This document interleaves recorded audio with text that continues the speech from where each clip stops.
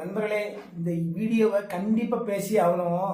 என்னதுன்னா, இந்த நம்ம இப்போ விஜய் சார் வந்தாங்க. இந்த கரூர்ல பிள்ளைகள் இறந்துச்சுல்ல, அதுல இறந்துச்சு நம்ம ரொம்ப பரிதாபப்பட்டு வீடியோலாம் போட்டோம். ஆனா இப்போ ஒரு சில வீடியோ வருது, இவ்வளவுக்குள்ள கேவலமான வீடியோ இவ்வளவுக்குள்ள கேவலமா பேசுறாங்கன்னு சொல்லி நம்மளுக்கு அவ்வளவு வெக்கமா இருக்கு. ஏன்னாச்சுன்னா இப்போ 2-3 வீடியோ பாருங்க. அந்த பிள்ளைகள் இப்போ என் 2 பிள்ளைகள் போயிட்டு அது ஒன்றும் எனக்கு அவ்வளோ பிரச்சனை இல்லை. எங்களுக்கு 20 லட்ச ரூபா கொடுத்தாங்க. 20 லட்ச ரூபா ஒரு நிவாரணம் கொடுக்காங்க, வாங்குறாங்க, அது வேற விஷயம். ஆனால் அதை சொல்ற விதங்கள் பட்டு கேவலமா இருக்கு.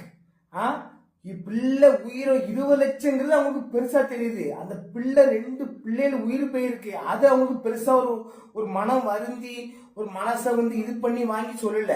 அது அவ்வளவு 20 லட்சம் ஏன் கொண்டு வந்துட்டு எங்க வீட்டுக்காரத்தை ஒண்ணு வந்துட்டுன்னு சொல்றாங்க.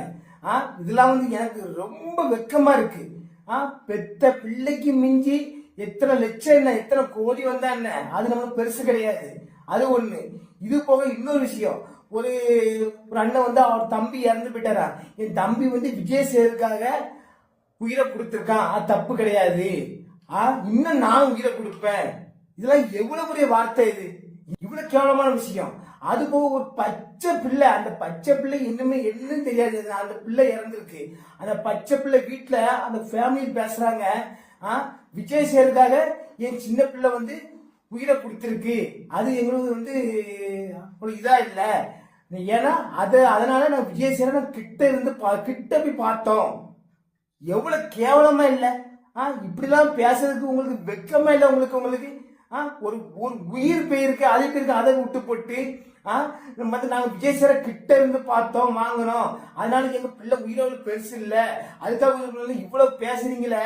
உங்களுக்காக எத்தனை பேர் ஐயோ உயிர் போயிட்டேன்னு சொல்லி எத்தனை கவலைப்பட்டு எவ்வளவு வீடியோ போட்டாங்க.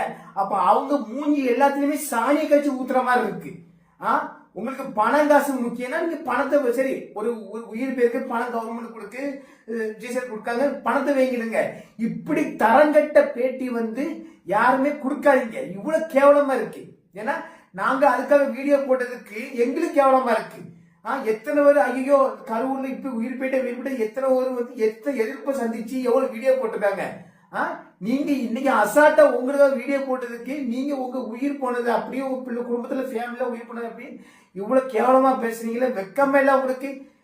அந்த வீடியோல பாக்கச்சுல எங்க காய் துப்புன்னு போல இருக்கு.